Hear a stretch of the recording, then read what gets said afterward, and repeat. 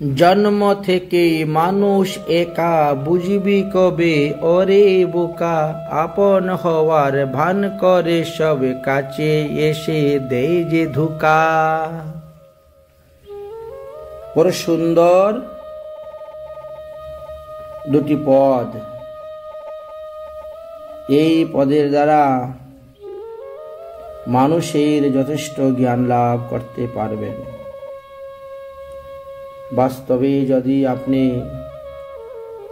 আধ্যাত্মিক তত্ত্ব দিয়ে বিচার করেন, তাহলে দেখবেন জন্ম থেকে মানুষ একা, কিন্তু মানুষ সেটা বুঝতে পারে না।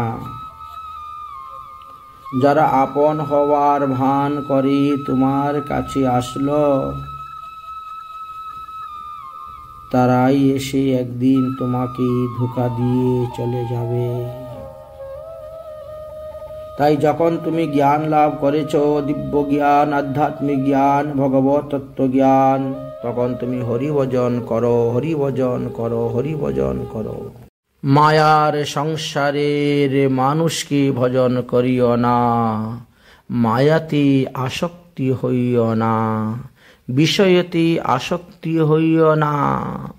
বিষয় আশয় মায়া সবকিছু ত্যাগ করে শ্রী গোবিন্দের চরণাশ্রয় করে, সদ্গুরুর চরণাশ্রয় করে ভজন করো, যাতে তোমার আত্মার ঊর্ধ্বগতি হয়, যাতে আত্মার নিম্নগতি না হয়, যাতে আত্মা আর 84 লক্ষ যোনিতে ভ্রমণ করে না।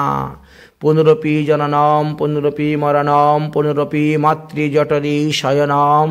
এই তিতাব জ্বালা থেকে মুক্তি লাভ করার এই মনুষ্য দেহটা হলো অতি উত্তম সাধন ভজনের জন্য।